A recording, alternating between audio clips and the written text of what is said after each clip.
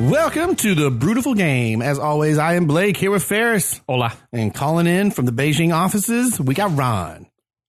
What's happening? The Beijing offices. Yeah, now that I've said it, it's true. We have a studio here in Orlando. We have a studio in Beijing. It sounds like we have a law firm over there. Yeah, we're international, baby. The law offices of Ron Beijing and Goldman or something. I don't know. Oh my God. Woo. So it's a not quite our holiday celebration pod, but we are deep in December here because we've got our Boxing Day, Ferris. I don't know if you're. I should be ? You guys got to double check the old work schedule, but I believe I am. Ron, I don't know how that free. works with you because it's like a Thursday, I believe. So it'll actually be my Thursday night. I know it'll be real I might late. be able to. Yeah, I might be able to watch a bunch of games. I just didn't know looking at the schedule. Like by the time we recorded, and like, is it 2 a.m. for you? What's going on over there? Where are we at?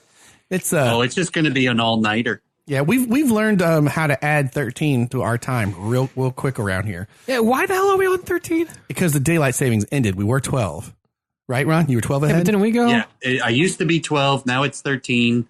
All because daylight savings time makes 0 cents. Yeah, we fell back an hour, so now it's 13 instead of 12. Jesus H. Yeah, I know it gets real confusing, and don't forget, like down in Florida, the governor was fighting to get us to not always be on daylight savings times, but even though the rest of the country wasn't, we can get this thing all screwed up. And that's the one where there's more where it doesn't get dark at like 5:30 p.m. Yeah, yes, I like that. Like let's stay light till. But here's the other side of that. Now that I have this little kid that wakes up always early, I like waking up with the sun as opposed to no sunlight. It's right.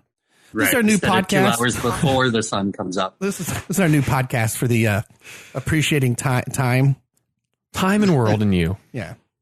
Space and time. Guys, this is a Doctor Who podcast. Welcome to the new Brewtiful Game Doctor Who podcast. Right up Ron's alley there. It's Dr. Brew. Ron, we're going to start Doctor Who podcast. There you go. Call it Dr. Brew.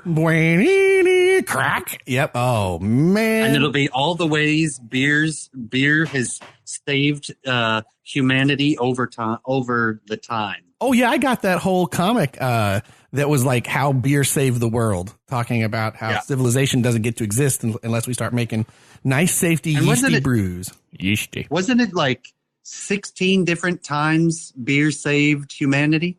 Oh, there are these parts where no one has anything they can drink without dying. It's cholera or beer. So, yeah, it happens a lot throughout history. That's interesting. Because everybody gets together as a civilization, which is good, so they can help each other out. The problem is all the disease then collects. And so you got to get clean stuff or, stuff with a little alcohol in it to drink. Yeah. It's mostly because people couldn't stop in the water supply. Well, they didn't know the correlation, So then you've got to boil what water you do have and make beer with it. And at that time, they didn't know that boiling water killed bacteria. So they boiled water as part of the brewing process, and whammo, I don't get sick when I drink beer. I think we've just done it. It's Dr. Brew, brewing through space and time. I love it. I think that's a very interesting tidbit. Yeah, that's because we used to do a little more beer history way back when, but then just the Premier League got so weird and crazy that it's taken up all the time. And if you would have told me, guess what you're going to do Sunday morning at 8:57 a.m. I bet you the in the water was not a sentence that I would have heard or guessed that I would have heard at that time. Hey, just remember, kids, don't in the water. It makes me think of a Monty Python bit, like you want some water and ain't got so much in it. It's the good stuff. He must be noble. Why do you say that? Because he's drinking beer. Got cholera. Oh my God. I love this new podcast already. Yeah. And we're having some sort of brew. It's not. Yeah, we're having coffee right now. Yeah. That's the only thing I'll say. Tea, but yeah. Our time difference has been interesting because on one hand, I'm used to the pod kind of ending my night, but since Ron's been in China, it has kicked off my days more so than anything else. And I don't have a problem with that. It must be, 10 p.m. somewhere. So the beer's fine. It's 10 p.m. my time right now. Well, speaking of beer, Ron, we've got some. Do you have a beer as well to throw onto the pod? I do. All right, well, I do. Who wants to go first? Oh, go for it. All right. Well, since it's morning time, and this is kind of a beer style we've been on a kick for lately, I will introduce to you a beer from a brewery that we've had before. Not the beer, but the brewery. Do you guys remember Dragon's Milk? Yeah. And I don't then remember who did it, but and then we went on Ron's You're Going Away party, and we did the brewery tours. Is it New Holland? That is New Holland. oh, that is New Holland. Yes. We tried the other Dragon's Milk that was brewed with raspberry, the chocolate raspberry one. I think that was at the Celery Brewing Company. So good. They weren't really a brewing company. They just carry a ton of craft beers. So New Holland, we've covered before. They're from New Holland, Michigan, or Holland, Michigan, I should say, just off the shores of Lake Michigan. They make really good stuff. They are notoriously expensive too. Like the 4-pack of Dragon's Milk it's like $15. It's and this 6-pack even wasn't cheap. But they were doing a special promo thing for Holland Brewing the day at ABC that I randomly walked into and scored not only a good beer, but at a sweet deal. So since it's Sunday, you can buy a seat, but you'll only use the edge. So here you go, Ferris. This goes with breakfast this morning. Oh. It is a Tangerine Space Machine, New England IPA. A great name. Which we've been having this style a little bit lately, but nice. It fits, I feel like, for breakfast. It's got that, supposed to have that real juicy vibe. It's an unfiltered IPA as the New England style, so it's real hazy and juicy. And we've got our National Lampoon's Christmas Vacation pint glasses for it. To infinity and tangerine. Ron, you dig this. It's got like the old school space helmet, like the one from maybe the first spacewalk. Oh, wow. And it's got tangerines all over it, and then it's like a tangerine inside the space helmet. Citrus, juicy, and hazy. Proudly brewed in Holland, Michigan. Are you going to use the can? Damn right I am. Ferris is using the can handle. Yes. Oh, man. Damn thing's sturdy as hell, too. I forgot about that thing. I was a little scared putting it on that I was going to shoot the can across the room, but that's on there. I'm going to pour this into my squirrel glass from National Lampoon's. I left my brew handle over there. Oh, yeah, I see it. I'm going to sell it on the black market. It's in high demand this year for stocking stuffers or... Ooh, well, good luck. This thing is super hazy. Here we go. Oh, yeah. Oh, United almost scored. Look 39 seconds in. That's right. We are doing this as we are the 9 o'clock. So we just had kickoff for the Man United game. This is a hazy IPA, man. Oh, that is hazy. It looks gorgeous. I can't wait to try this bad boy. I can't either. All right. I'm just going to open mine up since you opened up. Yeah, go ahead and crack yours open. I'm going to try to be Ron and get a good picture. Get one with the... well, then I'll tell you which one I'm drinking. Yeah. So there is a local brewery here that opened in Beijing in 2017 called Crafters Brewery. Two Westerners named John and Jeff started home brewing and started selling bottles of their beers at markets and won about 18 awards throughout China in the homebrew competitions. And they've just opened up a brew pub about, 3 kilometers from where I live. Ron's getting native, talking in millimeters. And so I walked into this kind of mall, and they had a tent set up right in the mall. That was my beer is done. So they had a tent set up, and as soon as I walked through the door, there was just beer under this like downlight. So I figured, okay, I have to try it. So we took one of every single beer they made, which was 7 beers, Crafters Brewery. And the one I'm drinking is called the Junky IPA. Oh, I love the name. The old double. It's 7.8 ABV, 95 on the IBU if you're, following along at home. And it says, warning, this beer is seriously addictive. Try the Junky Double. You can't have just one. You said it's only at 7.8? Is that what you said? Only. Yeah, 7.8 ABV. Well, no, like for a double IPA, I thought that'd be up in the true. nines. I was just looking for the ABV on this Tangerine Space Machine, and I don't see it. Let me double check, because you reminded me of something, Ron, when you said that. I'm guessing like a 7 or... On their website. Here it is. It is a... 6.8. I was close. 6.8. Yep. So close. 6.8 ABV. It says, launch yourself into a whirlpool of hops and fruit. Space Machine's haze lowers the bitterness of the beer while accentuating the Galaxy hops fruit forward flavor. That's what I wanted to see, what hops it was on there. All right. Well, shall we, gents? Don't see why not. Cheers. Sláinte. Sláinte. Ooh, buddy. That's good. Very citrusy. It is very citrusy. You're right. Literally feels like I'm having breakfast with the coffee in this. The fruit. This one's slightly carbonated.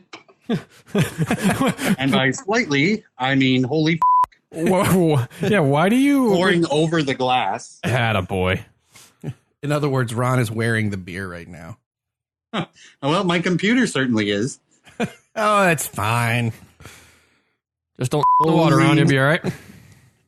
Well, you can, just don't drink after it. That's I think the main lesson that we've learned from our ancestors. Somebody's ancestors, hopefully not mine. Yeah. Oh God. All right. Shall we on to the football? A footy.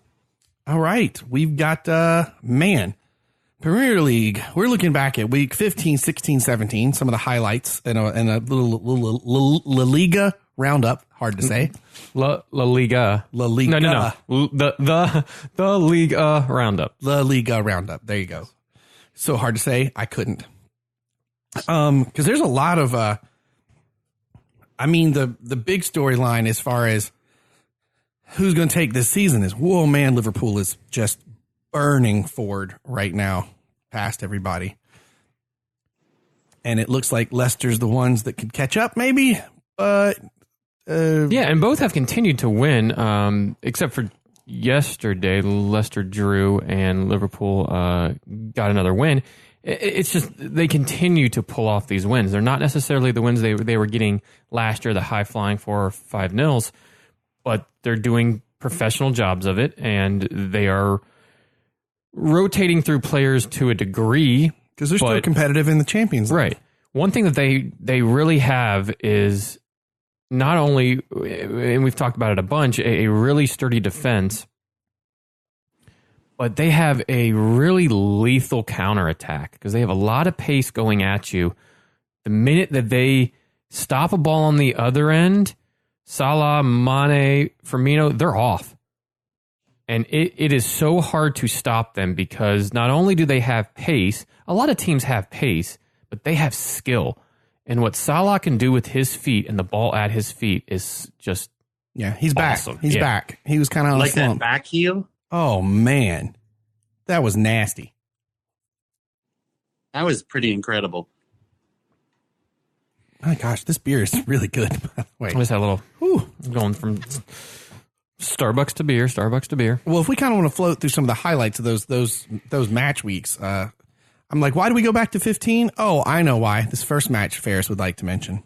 Well, I thought it. Well, if you want to talk about Liverpool, okay, no, right. you're right. This is probably one of the most important matches out for sure, or results we should say, because the special one rolling into Tottenham has brought some special results. Yes, but Man United stopped them in their track, winning 2-1 at home against Tottenham. A midweek game, nonetheless. This was one of those starting to cram games in. But admit it, Jose coming back to Man United, where he was at, you anticipated he's going to win like 3-1. Like, and then he'd be a jerk in the press conference. Well, like, I just thought like that's his style, but he I didn't know what to necessarily expect. They've been high flying since Jose's gotten there. I won't say high flying, but they've been scoring goals. But one thing that I don't think Jose, and I would want to look up his road record in the Premier League to see what that is. But at home, we all know he sets his teams up to defend and counter, and they get more points from doing that at home for any team that he's been with than anywhere. But away from home, I'd be curious to see what that is, because it seems like the mentality shifts and the game plan changes a bit. And going to Old Trafford's never going to be easy. And for him to go back, it wasn't quite sure what to expect. But United came out on the front foot and took it to him. Rashford, real early in the match, 6 in, lovely goal. Could have been stopped by the goalie, and then it was pretty much all United throughout the first half as they got all the way up until the Dele Alli wonderful, skilled kind of ball over the top of his head and spin around kick to send it into the break 1-1, and then an early pen in the second half for United, which Marcus Rashford slotted home. And United just set up and just defended and warded off Jose's return. By the way, to give you a quick beer update, Ron. Yeah. I saw the picture you sent of the beer you took, and as always, you take a great picture. Yeah. But I ask, have you finally been able to taste your beer? Because that pour was something else, buddy. Holy head, Batman. It's a lot of head on that. It was very carbonated coming out. I haven't actually tasted it yet. I've got about... I just realized... I've got about 2 inches of head left. I just realized... Like, we didn't get Ron's response on his beer. Then I saw the picture and went, he hasn't had any yet. Exactly. That's what's happened there. Rashford looking great. I definitely added him to my fantasy team, did some switching around. I had him on earlier in the year, and I took him off. But, he's been looking real good. He was in a bit of a slump, but... Ooh, guys, Tottenham just scored, by the way, 1 up on the Wolves. Who scored for them? That would be Lucas Moura. Lucas Moura, yeah. Okay, he's that's like 2-2 for him. But with Rashford, I think what's helped him out is the inclusion of Mr. Anthony Martial back in. That front three of James, Martial, and Rashford right now is real nice, Clark, because they have a lot of pace and they're moving the ball between the three very, very well. And that kind of opens up space for Rashford, who in the games where we weren't doing so well, we were relying on as the main person to open up the game, to create something. He no longer really has to do that. With James off to the right, Martial down the center-ish, Rashford gets a little bit of freedom from the left side moving in to take shots, to get in the channels, and to cause a little bit of havoc there. And I think right now it's gelling real nice. Ron, were you able to catch this match? No, I was not. Did you catch any highlights? Yeah, I did. So on this, and we're going to talk about it because the week following, Man United also has a big win against a big team. Something that's something I'm not sure how they're going to fix. Ole really seems to prep Man United very well for the big top teams. 6 teams, yeah, or the proverbial top 6. And then struggle with the teams that aren't. If he can close that gap, dude can make a run next year at the title. Yeah, and we've closed the gap because we're back in the top 6. We were 5th going into the weekend, and we're playing a game now which could put us back into 6th. But United this year, and you kind of get this with young players at big teams, is they will play up to the competition, especially at home. And we've seen that a lot in just the past few uns where smaller clubs have nothing to lose, so they just go for it. Well, and the mentality's not quite the same. I don't know if it's just a mind thing with the players that they don't want to get up for a Norwich at home or whatever, but they'll get up for the big names coming in. I'm not quite sure what it is, but the game we'll get to next for them was more impressive because it wasn't at home for us.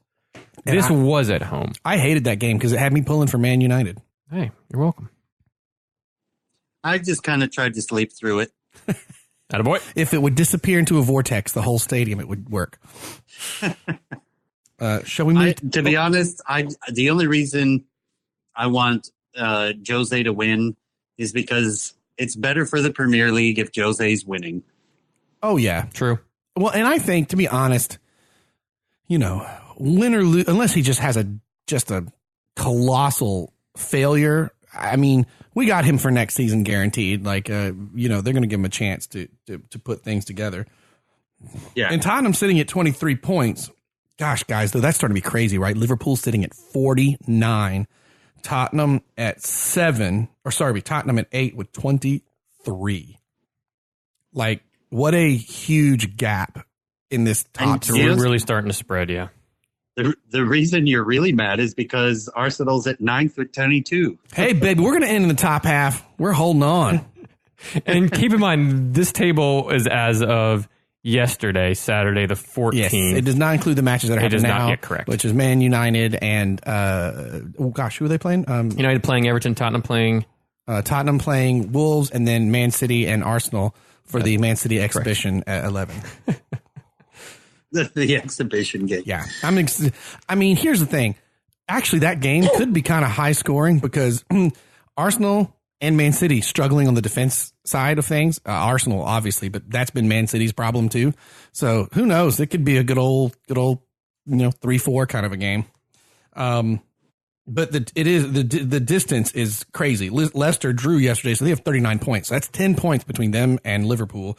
They are second. Man City at 32 points, barring what happens today. But even today, if they're up to 35, they're still like, that's what, 14 points separating them at that point? Like, or 9 points separating them. Like that's the 3 games. Yeah. Yeah.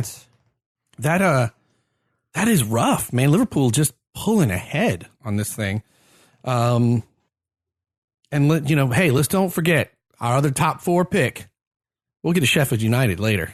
Oh, yeah. Man, those guys. I love them. Well, and a quick point on the Liverpool. I'm almost wondering if they are prepping themselves and really concentrating on getting wins now to lengthen that gap for when they and pretty much everybody else in the league go into this really hectic holiday fixture time. I mean, we're there. It hasn't really officially started yet, though, and that's where there'll be a lot of games coming really quick. And if they drop a few points there, they're still in good shape to where they get out of that. But we've already, I would say, we're in the little gap. We've dipped our toes in the water with it. There were a lot of games right on top of each other, let alone the European matches. And I understand why these managers are complaining about it. Klopp says do like Germany and take a winter break, like because I screwed up on our fantasy league because I was like, oh crap, I had to reset the team too late 2 days later and forgot. Like, man, their schedules are crazy right now. Yeah, I think Klopp's been smart overall. I really think he has the mentality of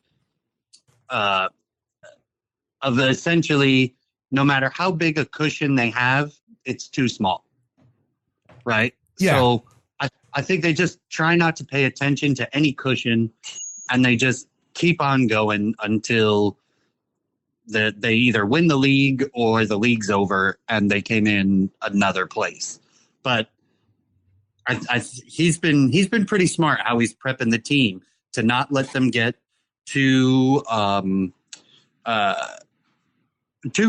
ahead of themselves. Like it's still no one's league to win, and the next team is still right next door. So I think it's smart that he keeps doing that. Yeah, he's still very much like anybody could catch up. And to be honest, Leicester nipping at the heels, as opposed to having a Man City who is fading away. Leicester helps Liverpool, I think. It keeps you from having that feeling. Because like I said, it doesn't allow you to get complete ASIN at all. Right now, we're at a 17-point difference between Liverpool and Man City. Who would have thought that at this point, starting the year? Yeah. We thought injuries have really hurt Man City. Yes. Laporte being the big one. Will Pep stick around? Not that he'd get fired, but will he just bolt? Because it'll be interesting to see at the end of the year if he does. Yeah. Especially with some big name jobs still open. Pep, come on over to the Gunners, baby. What can you do? Where has Pep not been? Exactly. Italy? MLS. This is Thank you, Ron. You're welcome. Hey, we got a new coach, speaking of, down in Orlando. We did. Excited about that. Can't remember his name off the top of my couple head. Of good signings, but it's somebody we talked about before, though. Yeah. He was with the FC Dallas. And then him and the technical director were both there, and they got Dallas into the playoffs like every year. So seemed to have a successful partnership, and we offloaded a bunch of players. Hey, Ron. I'm excited. This shows something that. Oh yeah. Hey, look, I'm excited. Shows it organized. It can't be worse. Oh, it could be. Ron, I'm gonna give you some beer science term you're gonna like. Hit me. This beer that we're drinking, the Tangerine Space Machine, I'm getting some good lacing. And for those of you listening at home, that's when as you drink, it kind of creates lines of foam on its way down that kind of stick to the edge of the glass. Oh. It means there's a lot going on inside this beer, a lot of proteins and stuff. That's why it's so much flavor. So I'm a little disappointed in the Junky double IPA. Oh, do tell. So it's got a really good hop aroma, and that's pretty much where it stops. But it's also brown from your picture. It doesn't look like an IPA to me. It's much. That's what I was going to say too.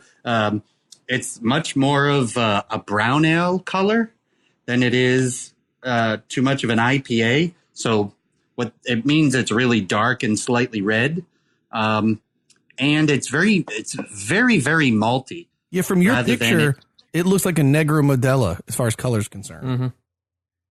Yeah, I mean, it's a little bit lighter than that. The picture's probably not doing it quite the justice, but very malty, and then a slight hop aftertaste. But when I say aftertaste, it's like 4 minutes after. Hopefully not a 4 minute after burp like exactly the cookie puss. Which, by the way, guys, holy junkie! Yeah, I was cleaning off my virtual desktop on my computer the other day as I was just cleaning out the house in general, and I forgot. I sat back and listened to all the bits that I pulled out from holy freaking cookie puss and all this. Oh my god, there's so many good little. What about that liquidy burp? Oh, that one is just. I don't want to relive that. Whoo! That's why I got to get us a new machine. So I've got a sound pad on here, so I can just insert live some nice. If it's a bad beer, we hit that funky burp. That's what we do. Oh man. Okay. I suppose this beer is. I give it 2 meh as opposed to 4. I'd give ours a solid 3.5 in the sense of like, it's not going to blow your mind, but for the style, it is exactly what it is supposed to be. That is fair. It's really tasty. And it looks great in my Squirrel National Lampoon's glass. I got really excited. It's still better than drinking, I don't know, Cookie Puss or Pork Slap. Anything. Let's not forget that one there, Ron. Anything from Butternuts Brewing. Ron doesn't remember Pork Slap. He was hungover that day and barely drank anything. Oh, no. I remember that. Believe me, I remember that. Oh, man. Lardy taste on the inside. That lardy film on the inside of your mouth. Our buddy Jeff comes back from New York and he's got some anthrax for them to try. Hold on. Speaking of Mr. Jeff, let's go back to a text message that Mr. Jeff sent me a few weeks back. Shall we? Let's do it. Okay. On 12/5. I get a text on Thursday, December 5th, 10 a.m. That was when these midweek games that we are talking about was taking place. It reads as such. Mike, we are in a battle for 4th place this week in the Premier League Fantasy League. How about a friendly 1-beer bet on today's outcome? My 1-point lead, and Lundstrom versus your Aubameyang loser buys a beer in May when I come down for vacay. P.S. I won't be bringing Heady Topper, which I think is a... Well, that's the awesome beer that we tried when Ron was here. Oh, yes. Speaking of which... So I said, I'm down, deal. I barely won, only because I think Aubameyang got 2 points for just playing the game, and Lundstrom got a single point, which put me 1 point up, and I moved above him into fourth at the time.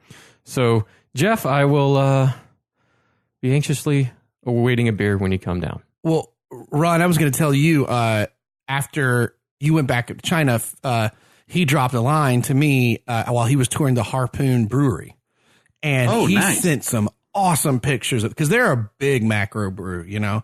And I don't know if they're technically macro, but they're close. Like they're a big macro brew. Yeah. But it's so cool to see. And then a picture of him, the Heady Topper that we tried when you were here last episode. The beer that's so expensive, hard to get. You can only get at that one. It's not expensive at the brewery, but everybody sells it expensive out there. That's a picture of him trying it on tap, by the way. He was trying it on tap for the first time and took a picture of the case of Heady Topper that he bought, which currently runs at $120 per case, by the way. And that's at the brewery cheap.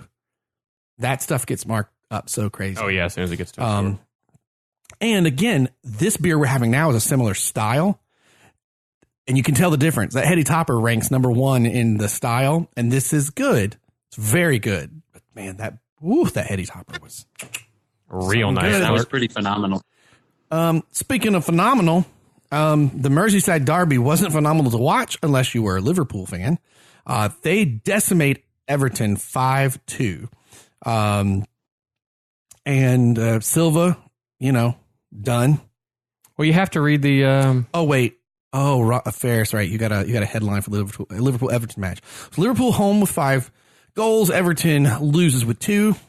Ferris's headline is 2 goals. 2 days later, and we introduced the Silva Sacco sack to Nacho Ian Nacho's Nacho sack. Yeah, there it is. I was like, how do I type this? Yep, he gone. We'll get to the fact that he does pretty good later. His replacement does pretty good. Everton. This isn't a shock. Everton struggling, but we hadn't seen a high flying Liverpool in the Premier League lately. They have been winning, doing that thing that championship teams can sometimes do: not play a great game, but still manage to win. Right against Everton. Good gosh, they were on good old fire. fashioned ass whooping. I don't really know what else there is to say about it. They looked great. And they continue. I think one of the great things about Liverpool is every week someone else is scoring the goals. Oh, that's a really good point. I mean, you have the normal 2 of Mane and Salah who are consistently putting goals into the net. But Origi put a goal in. Shaqiri, when did he get off the Walker squad? Right. Shaqiri's on there putting goals in the back of the net. Wijnaldum puts a little how do you do goal in the 90th minute before the game ends. It's just man. And what's crazy is flying and having fun. No, you're right. And then what's crazy is so they're not having a great game. It seems like their strikers can't get a goal to save their lives. They're down 1-0. Then what happens? Van Dijk and Alexander-Arnold will score a goal, and the 2 defenders win the game 2-1. Like it's just they're just dangerous from all corners. And guys, I don't know how long he can keep it going. Klopp just signed an extension until 2024, I believe it was. Yesterday, yeah.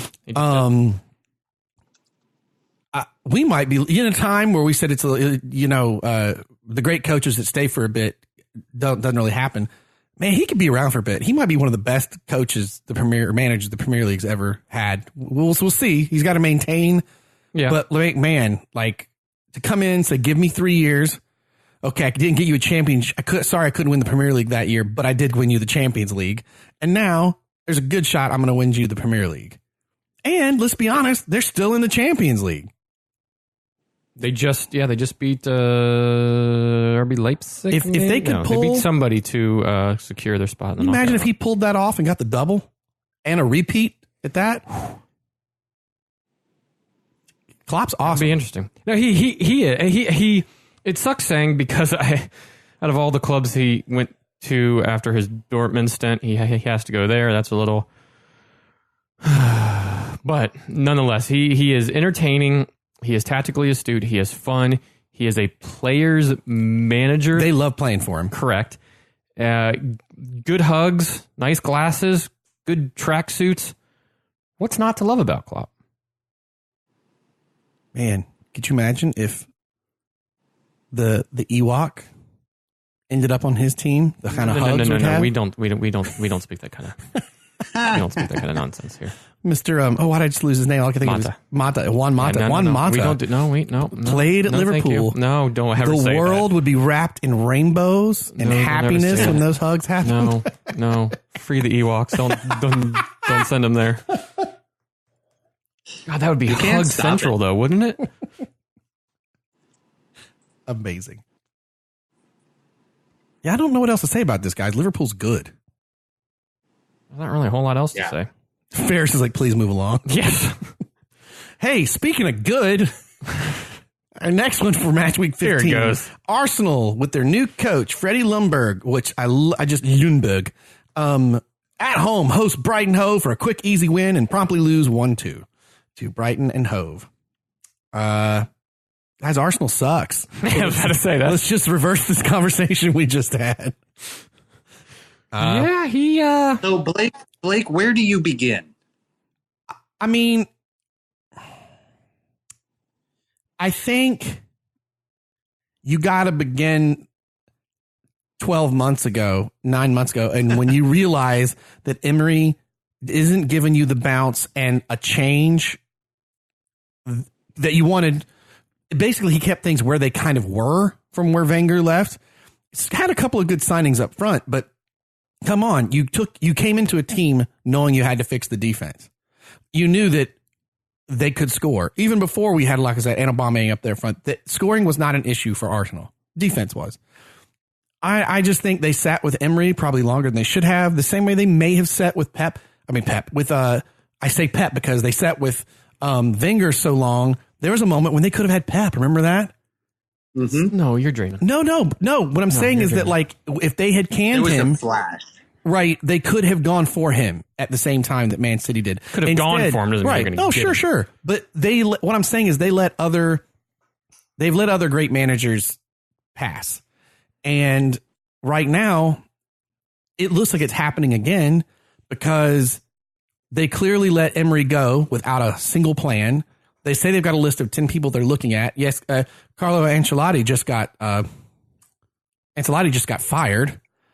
But came out and say that he will not be going there, or Arsenal aren't interested, or there was some headline like that. I think I could see Arsenal. I do feel like Ancelotti, a great manager, might be a little more of the same of the Wenger thing. I don't know. It's they're just the front office clearly, to me, Ron, to answer your question, where does it begin? Good coaches don't seem to want to play there, and they don't seem to want to go get good coaches. I don't know what the struggle is up there, but clearly defense needs to be answered. Part of me feels like they might keep Freddie all the way through this year. That wouldn't be a bad thing. I mean, but then wait till the end of the year where now it's hard. Now all of a sudden, let's say you could get Pochettino, or you could try to go for him. I could see Arsenal waiting to the end of the year, then when season and Pochettino is getting 12 offers, and they can't get him. You know what I mean? Or whatever manager they want. Right. Like for one, Poch isn't going to go to Arsenal. It's too close between the time that he left. On, man. Never underestimate if he really got pissed about how he was let go. Never underestimate the power but he's not going, of the dark side, my friend. He's not going across the Derby lines there. Hey, he's not this close. 2 years out, 3 years out, maybe. Something that I think you guys have to just keep in mind is you're going through a lot of what United's gone through. You can try to get those. It is very like big name managers, and you did to an extent. Emery was a little bit of a I don't want to say left field hire, but it was a well-known name. He made sense. That played a good style with PSG. And yes, that league's not the hardest of leagues, especially with the name power that you have for PSG, but he got them playing. And the start of his reign at the Emirates wasn't too shabby. It's keeping that going and consistent at a big club, because you have to, because nowadays everybody is so quick to sack and not allow time. So we are a think now, react now society, and if there's any sort of dip, and there was, that brings in, there are other names out there, this isn't working, we need to get out of this before it goes down an even bigger hole. So I don't mind that that Arsenal will pump the brakes a little bit and give it time before their next hire. And to kind of circle back to what you were saying or asking Ron about, like, where do you start? I'll go to where do you start now. Piggybacking on what Ferris just said, we have been so spoiled in the Premier League for the last couple of years for manager bumps. Ole comes in, crazy bump. Jose comes in, crazy bump. Freddie Ljungberg, if those other bumps hadn't been happening at other clubs so in recent history, no one might have looked at this first loss like so poorly. Because you got to give the guy normally, so you got to give him a chance. And I do think that other teams, having got some crazy manager bumps over the last 2 or 3 seasons, put a weird spotlight on him. I mean, we'll get to them, but their match they just had against West Ham started as bad as the rest, but turned around really great in the second half. So I don't know, man. To me, it starts with the fact that I feel like the front office doesn't have a plan. So I've kind of narrowed it down. I was on the shuttle back from work the other day reading about some Premier League news, and the question was, how to fix the how to fix Arsenal, and someone wrote in and said send Rafa Benitez. Oh, because he's really good at fixing teams. I've been on the Two Robbies podcast actually, and I hadn't thought about that. Oh, had it? Yeah. Which I thought was funny, but essentially there's no pace to your team kind of at all, right? The passing's real lazy and indecisive. There's a lack of complete coherence in the midfield. I think confidence in the confidence in your team, in the individual players is just, rock bottom. There's no real creativity or movement in the midfield or in the attacking third. Your defense is so indecisive. They almost seem complacent. And what's funny is I feel like they are playing remember when Chelsea was doing really well with Cesc Fabregas in the midfield, playing that really fast, frisky through ball style play? Yeah. Mm-hmm. I feel like you guys are doing that, but you don't have Fabregas. Yes, we're trying to do something. We're trying to play in a way that the players on the pitch don't dictate. And I feel like that's where the managerial problems come in. And I'm not going to quite throw that on Freddie just yet because he is only a couple of games in. But as far as where Emery had them, yeah, you're trying to play a certain way that doesn't exist. The players are not adapting, and or the manager is not adapting to the reality that they have. Yeah, you guys got problems, and you got to fix them soon. Yeah, I mean, the only upside is I'm like, well, there was that year that just Chelsea was like struggling at 15th and won the damn Premier League next year. So that's like my hope right now. That's what I need. But I need a better manager. And I just don't know who that's going to be. I do think, not that it's necessarily going to happen, but I do think a Patrick Vieira or a Mikel Arteta type is starting to solidify in my heart for what I would want, in the sense of what you said, Ron. Some people with some love of the club, kind of a Frank Lampard kind of situation. Arsenal could really use that because they lack such an identity. And to have someone come in with a strong love of the club that was there, it could help rally both the fans and the team, I think would be huge.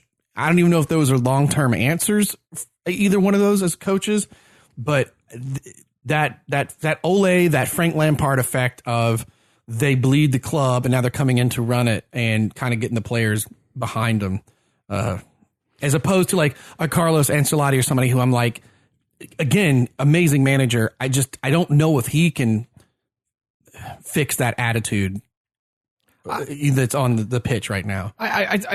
I will continue to say, I think Edward Howe II from Bournemouth would be a awesome hire for Arsenal and bring the style of play that Ron was just talking about back to that club. I agree with you on style of play, but I don't agree with you in getting those prima donna players to rally behind. And I don't know what's going to make, and that's not a judgment on Eddie Howe. That's a judgment on those players. I feel like the people on the pitch that have been, I mean, Xhaka should never have been a captain, but look at what he did with it. Don't you think that they would offload some kind of what United's doing now with the Sanchez's and sure, but you still have a lot of people, that Ole got on the page. They got on the page together. Right, but if you get your young talent on the page, who's the kid that scored on, that we'll talk about here in a bit, Mandelli or whatever? Yeah. Him and Niles and some of these young kids, you guys do have a little bit of a core there. I think Eddie Howe can build upon that with that talent that Lacazette has and Aubameyang has. But I love that, when we obviously we'll get to it when we talk about the match week 16s, Arsenal versus West Ham. They're terrible all the first half. In the second half, an 18-year-old comes out, scores his first goal, and all of a sudden, Arsenal's doing great. It is going to be the young'uns that have to turn that thing around. And Ron, that's actually what happened with you at Chelsea.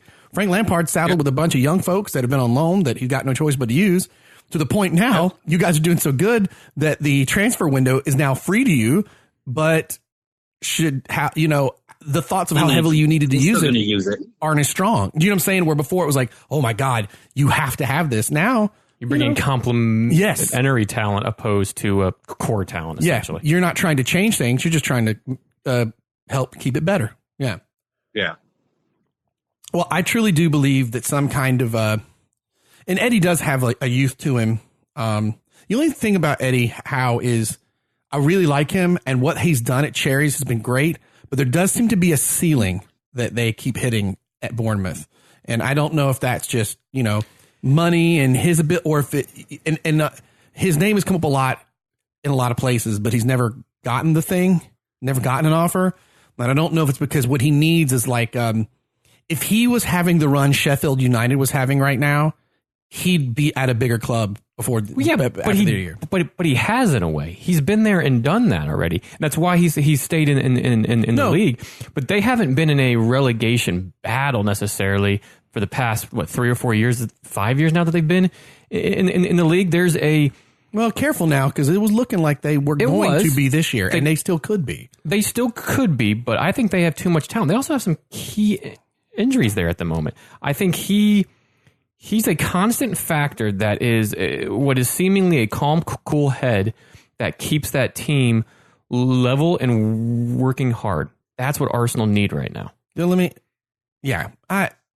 I don't know. It's a tough spot. Because if I'm Eddie Howe, I think that's the other thing. Do these people want to go coach it? Do they want to be a manager at Arsenal? Mm-hmm. Oh, I mean, there's that too. And I think that's a part of the problem.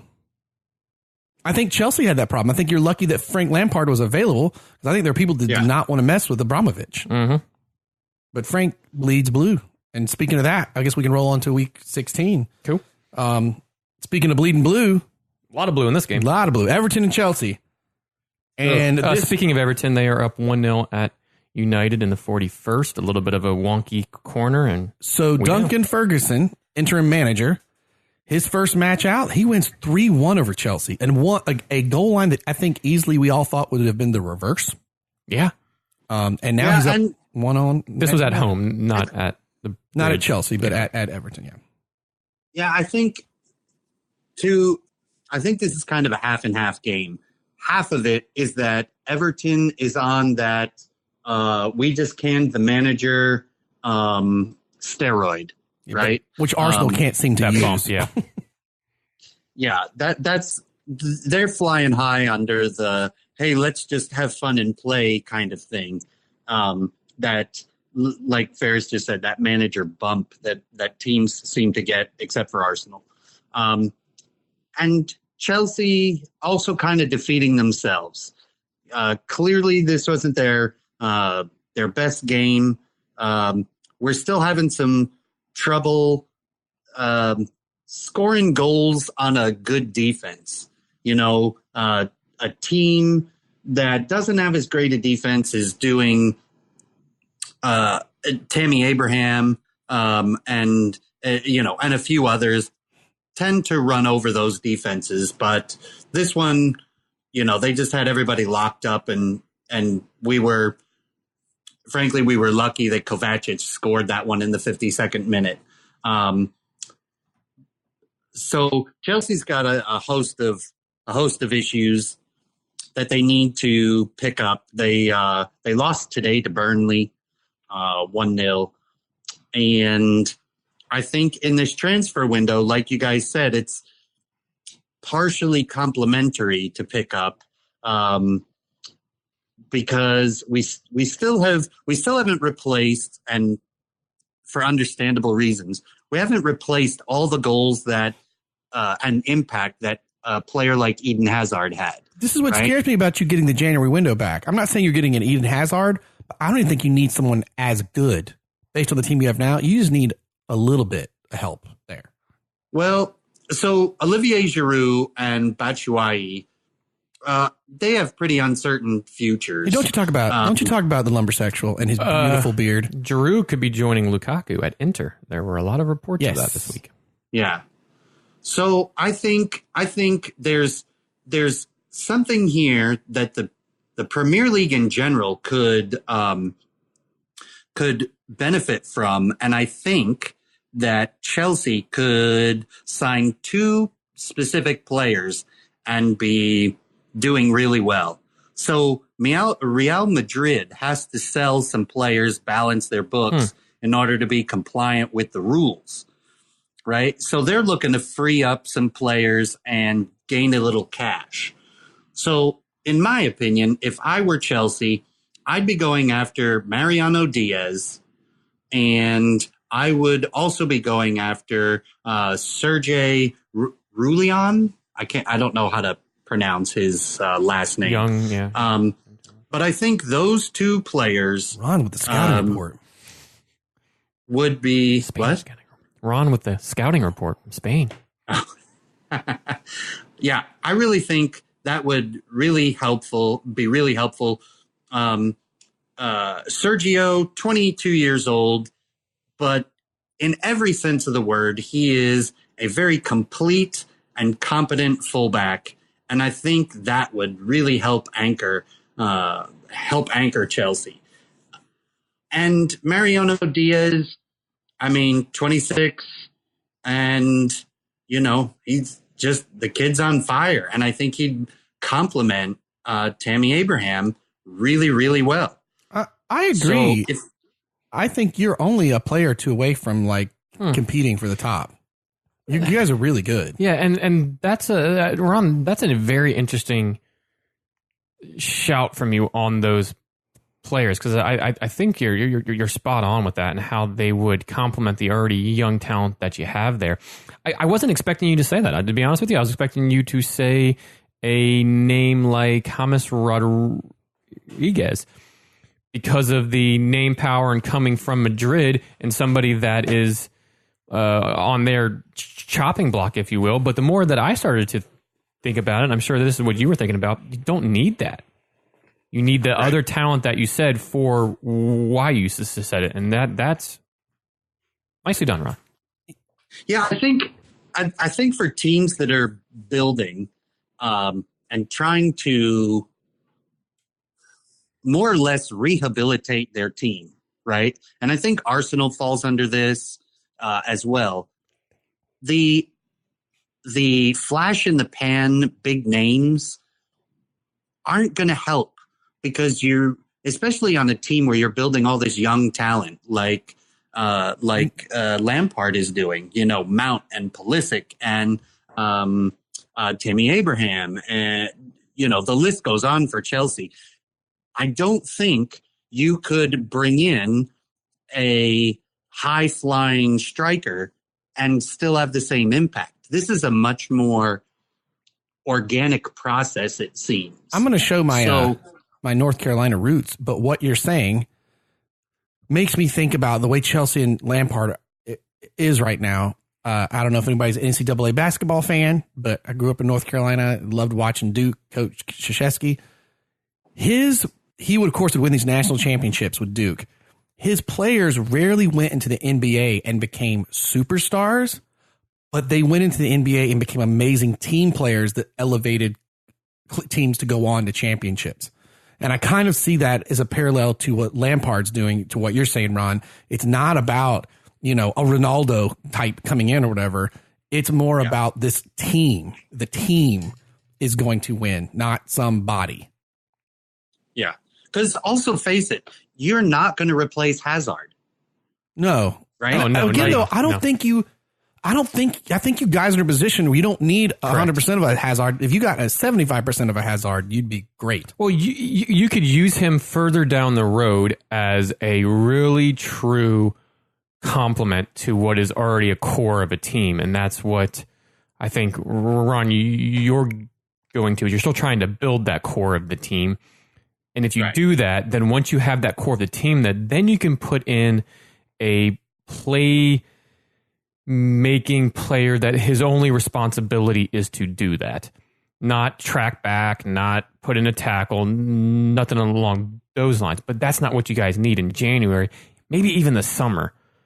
So, I think you guys are positioned well with where with what Frank has in mind and what the club will seemingly go after in the January window. You know what we need at 9:49 a.m.? Another beer. Another beer. Did you have a 6 of it? Yes, but I only brought 4 in. I mean, it is 9:50 a.m. and come on, Ron, we're not degenerates here. We're not junkies, if you will. The good news is my beer fridge is only 10 yards away if we get real desperate.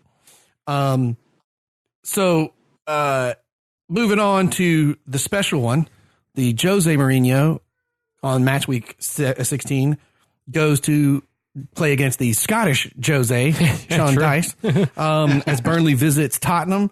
And Spurs apparently were a little frustrated at losing to Man United.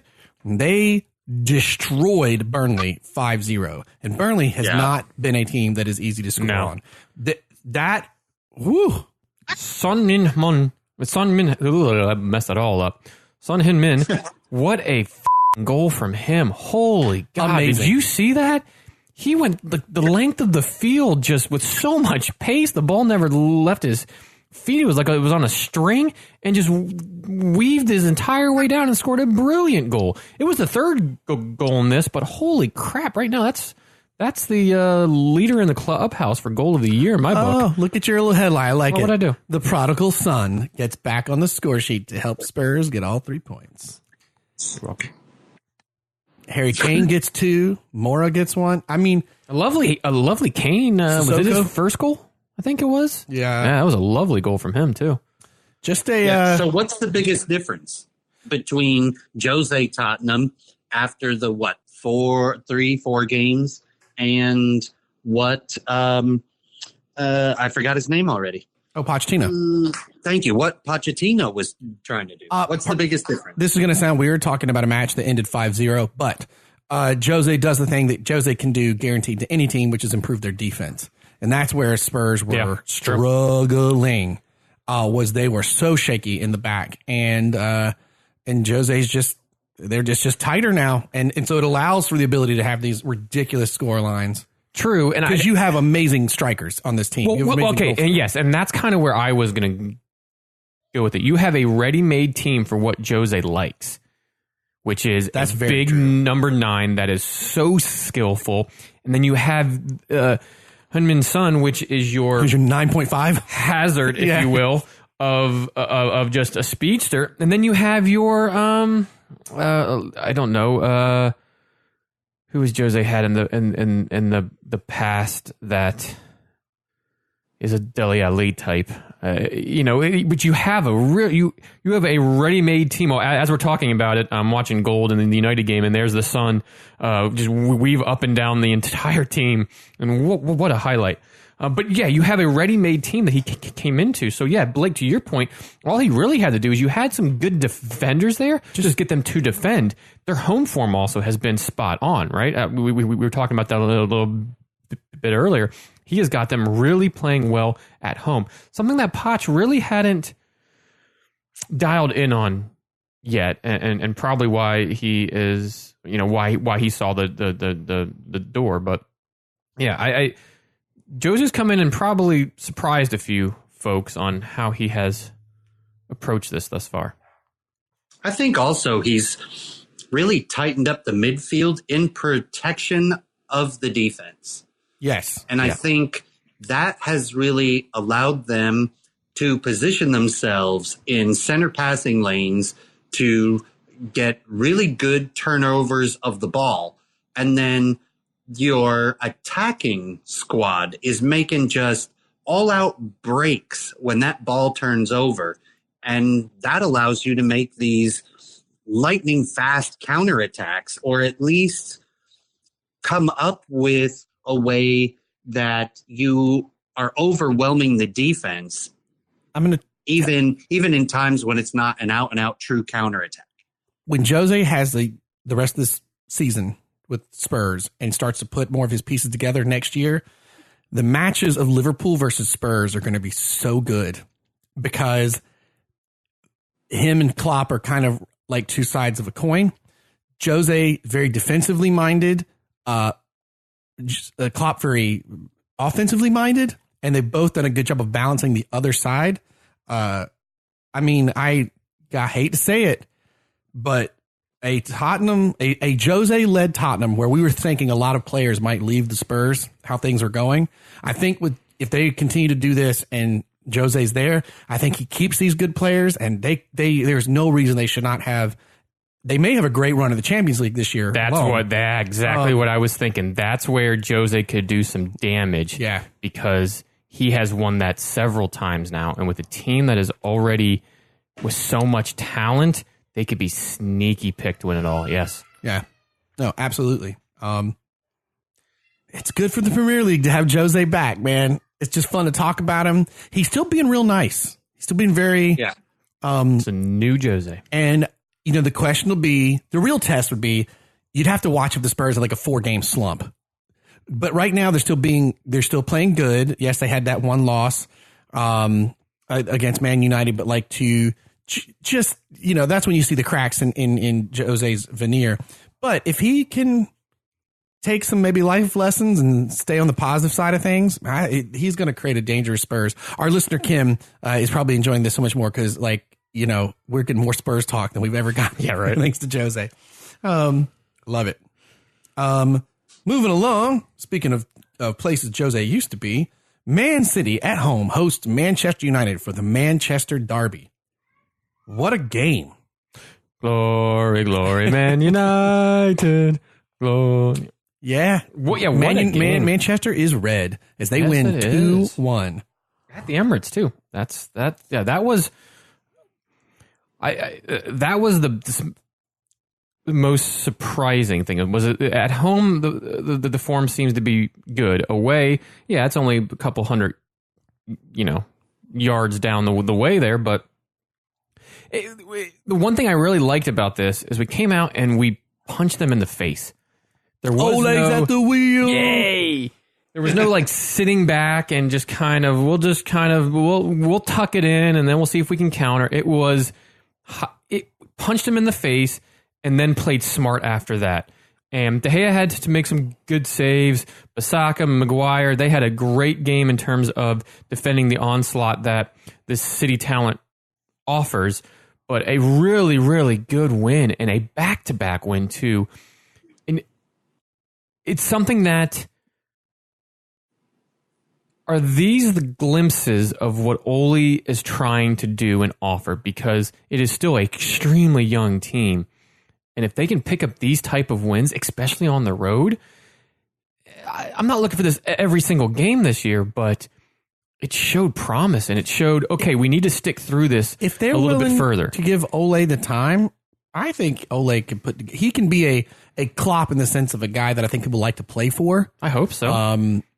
I mean, he's just one of those managers that, like, I'm not a Man United fan, but I like Ole. He's a good dude. I like the way the players seem to react to him. We got a lot of that right now between Frank Lampard, Ole, Klopp, our Eddie Howe. We got a lot of these like just lovable managers right now that you can't help but love. And you know, it was weird. I was like, man, I think I want Man United to win because we've seen enough Man City. I mean, Ferris doesn't want to hear me say this. We've seen enough Man City Premier League championships. Let's give Liverpool one.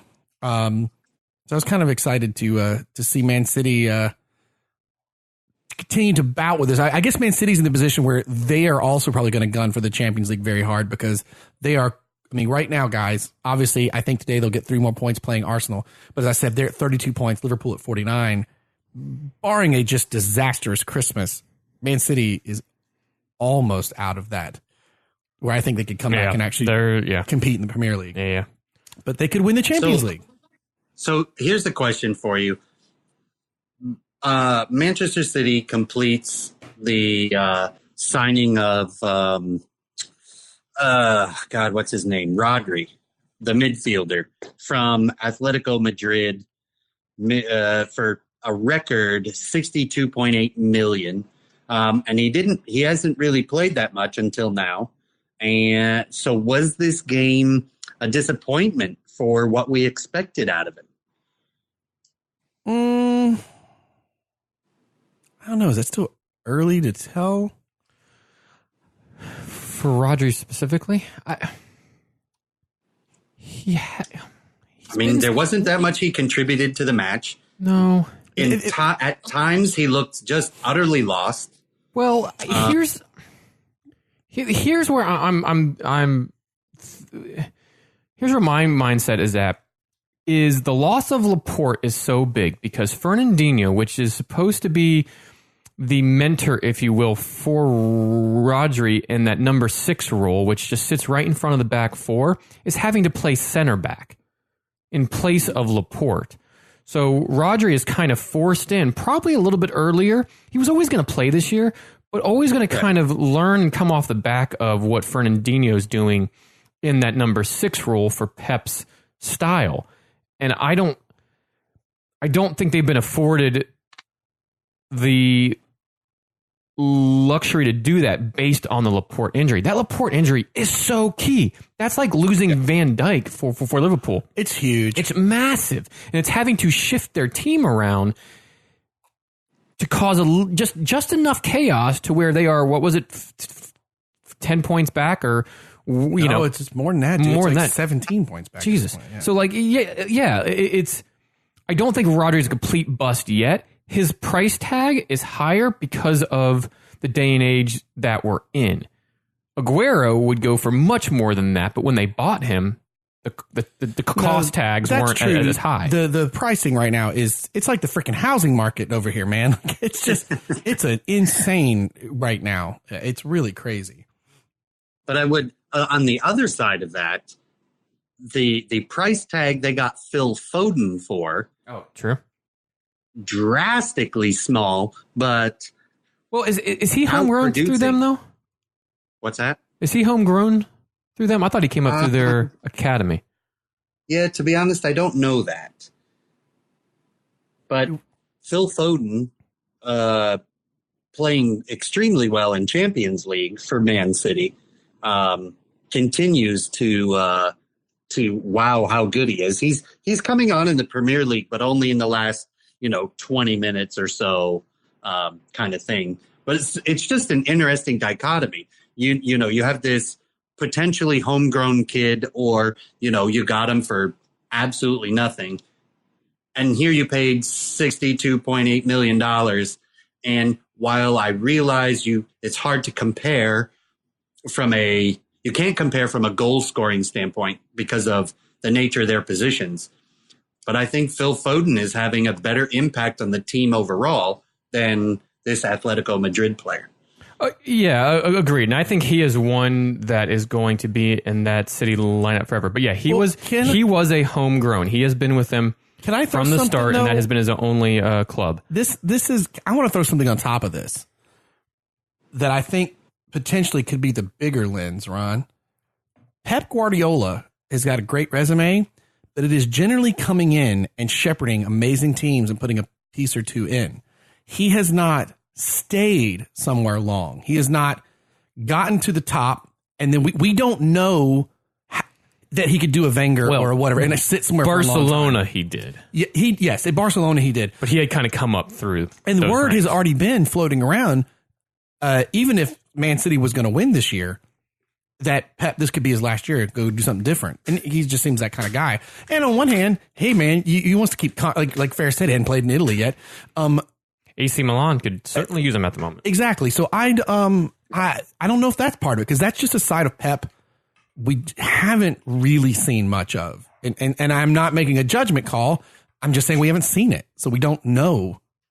Well, here's another interesting wrench in the Man City works. What happens if they do lose Arteta? Maybe not to Arsenal, maybe to someone else. Oh, God, but what happens if they lose Arteta? Is there a big impact? Shut your mouth. If they lose him, it's going to be to Arsenal. Ron, I do think there would be an impact. I don't think it's something that City can't recover for. To be honest, I think the Laporte is a bigger impact of a loss than Arteta would be at the time. But odds are, if they lose Arteta, Pep's probably not far behind. But Arteta sets a lot of the lineups and stuff, they said. Like, this is what when Arsenal fans are like, oh, Mikola, why do we want him? He's got no experience, like, running a club. I'm like, you guys, he is sitting under Pep Guardiola. Are you shut up? Like, but it's not like Pep would be, no, impotent from there on out. It would be a loss, yes, but I think they could recover by whoever they bring in for that. But Pep is great. He's put a good team around, not the club, I'm saying, but like not the players. But he's got a great coaching team too around him, a staff that he's put together. I'm with you, Ron. Though I think that could be an interesting thing if he were to lose Mikel Arteta, and I hope he does. I want him to. My heart is set on that for Arsenal. And if it doesn't happen, I'm going to be so bummed out. I only say that because now, granted, Man City are sitting at third. So when I say the following comment, I'm fitting it into the situation.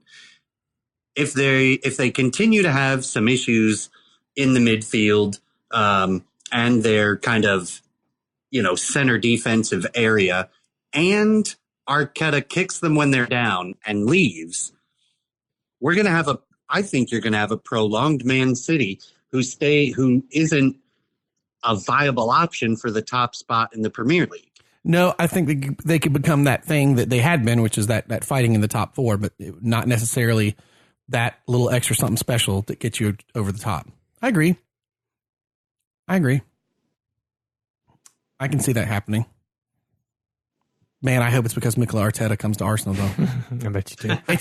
It's of all the options, I know he's the least technical experience as a head manager. That's just mine. That's the one I want. Because also he's so hungry. Okay, he wants a manager position. He's been learning from some of the best on it. This is probably the best scenario. Lumberg stays in. You guys float somewhere in the top 10. You don't make Champions League. You don't make Europe. Pep leaves City in the summertime period. Now, Arteta's gone too. Comes to Arsenal. Except hold on. That could be that. That's why Arsenal could and probably should wait a bit and just see how it plays out. But what makes me a little afraid is if Arsenal doesn't pull the trigger on Arteta now, if it's clear that Pep is going to leave, he could leave. Arteta's staying. He could, exactly. Arteta could become the manager. If I own Man City. No, which you know means what the Emirates will do? I have They'll a lot bring of in Jason Christ to manage Orlando City, or no, what the hell are they? Man City, because it's part of like the Emirates family. Yeah, no, I do think if you were running Man City, that is who I would say. Unless you knew that you had you're right. That's where I think if you're Arsenal, but this is my problem with Arsenal's front office. They should be having the conversation we're having right now. And but who's to say that they aren't? Well, because you don't know that they're not. Right. Exactly. Right. But whoever makes the final decision is perpetually a waiter. Wait way too long. Like, well, they're just part of the look-see tribe. They are such a look-see. I would rather them it's almost like I'd rather them have made an announcement, pick the wrong person first, but have some confidence and go after somebody, because then I'd feel like if it doesn't work, they'll make a quick decision again. But like right now, I have no faith that they won't just, he's lost 7 in a row. Let's see if we get close to relegation, and then we'll do something. I know. In some ways, you're like, just make any decision. Which is what happened with Arsene. Look, God love Arsene. I mean, we'd all take him back at this point, but like, he stayed too long. Now, did he make that club a ton of money? Good Lord, yes. And it's a little easier said than done if you've worked with the guy for 20 years. But like, that was an example that you could make the excuse of, they probably should have done something quicker, but I do understand why. Emery, for 18 months, you needed 18 months to figure out things weren't getting better. I don't think so. 18 months to figure out things like I'll tell you what, it should never have gone past the disaster day with Xhaka as captain. Yeah. At that point, it was so clear he didn't have that club. Yeah. And that even still would have been that was the down spiral of his demise. Yeah. I think he didn't give a crap after that either. I think he was like, forget this, man. And here's the truth. Unai Emery is very likely to go somewhere and do well, which is, to me, I have more faith in that than Arsenal's front office right at this point. I don't blame Emery. And on paper, Emery actually was probably a good fit coming out of Arsene, but can we stop talking about Arsenal? Oh crap, they're the next team we're going to talk about, aren't they? Hey, no. I put 2 bottom table teams in because of this is a big one. Yeah, at home, Newcastle hosts Southampton and they win 2-1. I'll be right back. I got to pee. You go pee. Nothing's changed. Even in China, he still goes on. Yep, still got it. Just a tiny little brighter. Newcastle has had a good little run lately. They're currently at 11th. Now, mind 2 in a row right now. We should say Arsenal, then. Crystal Palace, Newcastle tied at 22 points, 9th, 10th, and 11th, respectively. Burnley just outside of that at 12th with 21 points. Brighton Hove, Bournemouth at 19, West Ham at 19. From 5th place to 15th, we're only talking about 5 points in difference. It's a very tight, I don't want to say mid-table. It's like the middle 2/3. Like it's a very big chunk of teams. It's very close. But Newcastle kind of had are they going to be fighting a relegation situation? But who's doing the job, bro? It's Stevie Bruce. Stevie Bruce and John Joe. I am not a John Joe Shelby fan in the slightest, but he's coming up big for them right now, and he is bossing that midfield. And I think they will be in a relegation battle. It's still a long year, but I think they have enough talent to be in that like 15th, 16th. You know, well, like right now, it's tough to say. Like because in that middle of the pack, if you put Newcastle against Bournemouth right now, I don't know who wins. Bournemouth. I think on paper, on paper, Bournemouth. But there's something about Stevie Bruce's Newcastle that just makes them unpredictable. They've won some matches they probably shouldn't have. Also, people have probably lost to them that shouldn't have, if you want to do the other side of that coin. But hey, but guys, Southampton, no pushover. They beat Arsenal. Don't forget, even though they're still sitting in relegation zone right now at 15 points. Aston Villa's at 15, Everton at 17, which we didn't mention. Everton doing better, and are they still on the scoreline right? Are they still 1 up on Wolves right now? Because if they are, and they can get 3 points, I mean, not on Wolves, but on Man United, they need that 3 points because Everton grossly sliding to the relegation zone. But guys, you know what you need to happen? You know what for our Premier League stories?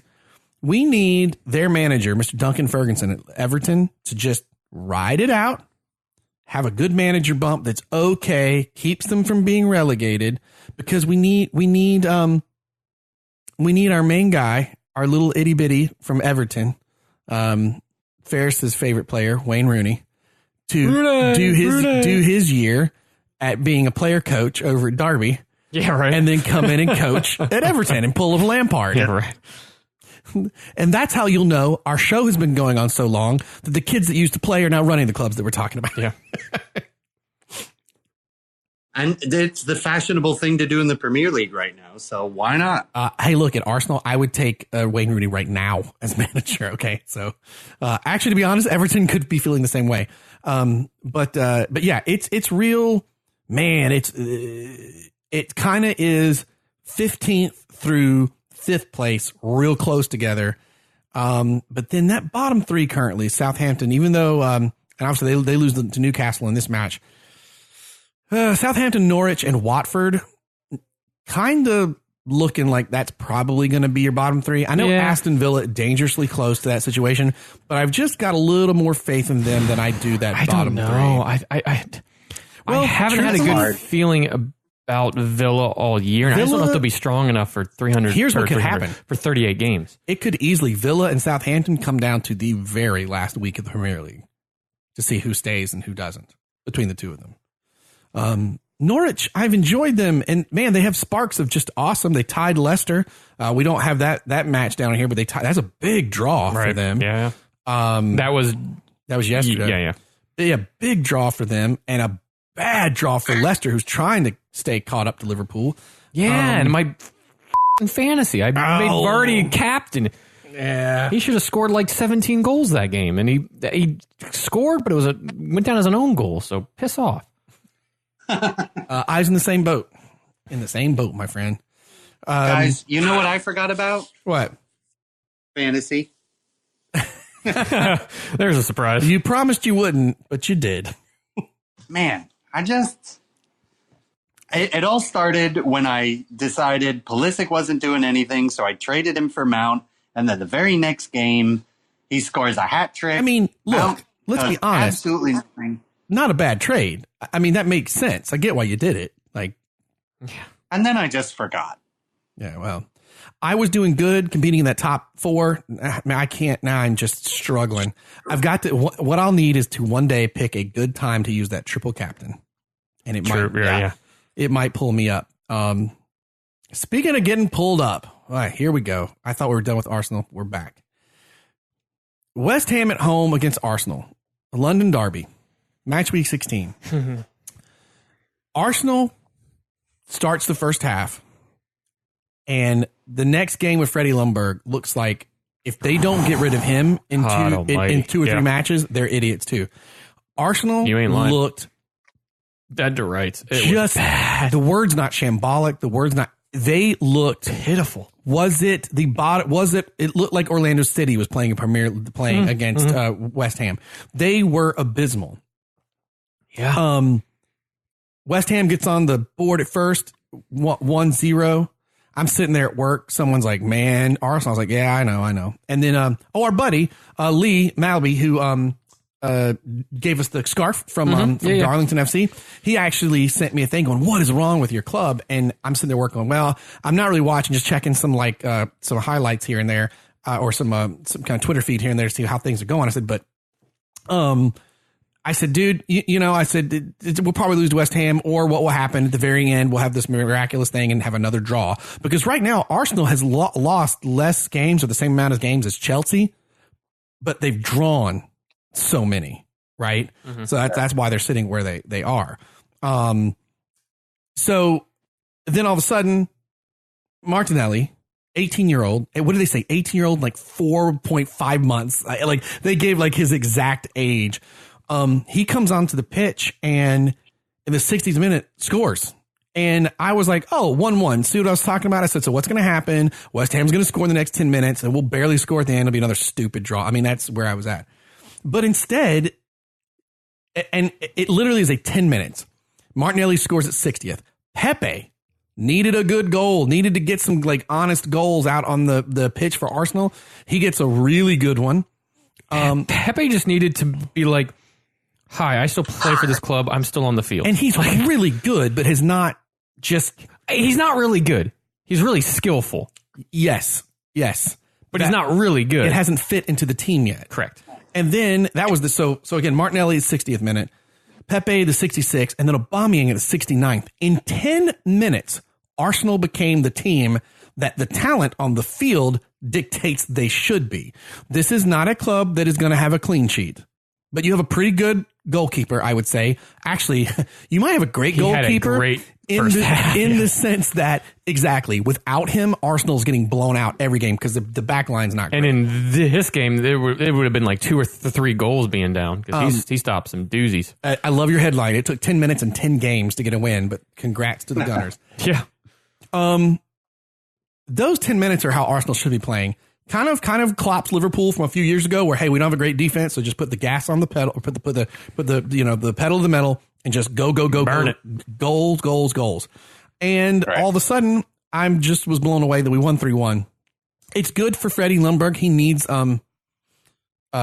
needs some confidence. Dude's got a chance to Ferris is freaking out. Was it almost a goal for Man United? 2 blocks from Luke Shaw and Daniel James. Oh, man. And Lingard's down. That's a shame. I don't have a huge takeaway from this. I think this is, I don't want to say Arsenal punching above weight, but for whatever reason, in 10 minutes, it sucks for West Ham. In 10 minutes, hold on. Luke Shaw's was brilliantly saved by Jordan Pickford. Daniel James just whacked the ball. It wasn't blocked by a defender. It was blocked by Jesse Lingard's nicely manicured face. That's what it was blocked by. But I was going to say, for West Ham, it sucks. Ooh, that had to hurt. I think he's all right. You're probably the better team for 80 minutes. Yeah. And Arsenal beat you. Mm-hmm. Hey, a win's a win, and Freddie and the team. And that was at home, yeah? Yeah. No. That was at home, at West Ham's home. Oh, yes. Yeah, sorry. So a good away win for Arsenal, and you just hope it's something they can build on. Now, today are they hosting Man City, or are they at Man City? I think I don't know the answer to that, actually. They are at Arsenal. So they are at the Emirates. So, I mean, here's the thing. You're tired of draws. However, after that win last week, if Arsenal could have an exciting draw against Man City today, that would still actually be in the win column, I think, for Freddie Ljungberg. I like Freddie Ljungberg, and he looks like Jason Statham's evil older brother. Like if you were going to make a movie and you want, but that's the look he's got. That's a good shout. He will be in Fast and Furious 13 here soon. I kind of like that he's got a look that if you give him lip as a player, he might headbutt you like Zidane, and he or sick like the Kosovo mob on you or something. I don't know the guy personally, and but he's just got this look that, to be honest, I feel like some of these players on Arsenal could use of, hey, shut the hell up and listen to me. You know what I mean? I hope that's the case, because you know what? You've been given this opportunity. Freaking go for it, dude. Mm-hmm. Do what you can do, because I think you could parlay this into, hey, look, in Orlando, we still might need you in a few months. Nice use of the word parlay, by the way. Parlay, you like that? I do like that. It's from the French. They also invented mayonnaise and raisins. So I don't know. I don't really have a takeaway. It's nice, always nice to beat another London club. Good for Freddie. Good for Arsenal if they learn the lessons from what it's like to play together as a team for 10 minutes, and maybe they should try it for 90. That's my takeaway. Well, we're going to find out today. Yeah. I don't know if we really find out today. Today might not be the day we find out. I seriously, in all honesty, I could see a very high scoring game. Both these teams can score. I think I had in the predictor app that we do 3. I think I put a 3-2 on it. I think that's what I put. Yeah. I think goals will be scored. I don't think Arsenal can find the back of the net with a map and the GPS and the Google truck. Buddy, we got our 18-year-old Martinelli. We're all fine here. You good? We're fine here. Thank you. How are you? And I'm going to go back. Just crack Man City. Well, fair enough. But Man City's defense have been having issues too. So that's why I say, in this sense, it could be a high scoring game. I'm going to go back to about a half an hour ago, maybe whenever we're on this pod. I was a little disappointed that you didn't start off your Arsenal story with a long time ago in a galaxy far, far away. I was expecting you to go into a Star Wars, here's where it all started. story. when Ron and said, you did, and you didn't. So I was a little disappointed with that, Blake. Here's the thing. Ron said, where do you start? We are not at Star Wars level of a crawl. We're at like 3 a.m. 1969 BBC bad sci-fi serial intro. We're not. That is Arsenal to a T, by the way. Yeah. No. We can't besmirch some good John Williams music. And that's true. Yeah, they haven't earned that yet. They good use of the word besmirch. Yes, parlay and besmirched. Blake's vocabulary game on point today. Apparently, all you need is a couple of 7% beers before the noontime. The Brewtiful vocabulary. Well, I'm just trying to work up for when we do Dr. Brew. You got to sound intelligent. You can talk about that sci-fi stuff. Yeah, I don't even know what I'd liken them to. This game means nothing to me. It's like a win against West Ham that you always want, but that sure was nice for 10 minutes. I would feel better if it was a goal in the 20th, the 50th, and the 80th. But that Arsenal being good for 10 minutes has been something they've actually done in a lot of matches. It just so happened that West Ham couldn't, as you said, Jay Leno, as I like to call him, had a great game as a goalkeeper. Jared Leto. Not Leto, that's the actor. Jared Leto is the actor. Every time I hear his name, that's what I want to say. The actor in the 30 Seconds from Mars, right? Yeah. Wasn't he the front man for them? I like to think that Arsenal the entire team of Arsenal just used their FIFA player boost all at the same time. Yes, they saved it in those 10 minutes. Burned it in 10 minutes and got real lucky for right. Yeah. That's like I said about that.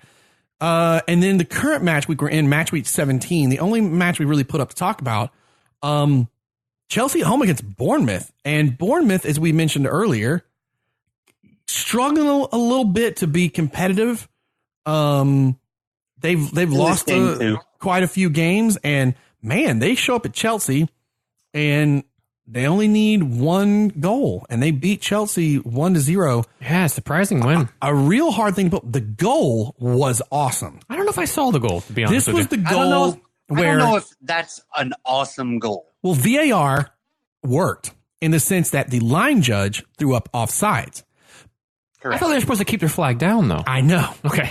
But he threw up the offsides, but the VAR showed he threw the offsides on someone that wasn't going, the ball wasn't kicked to.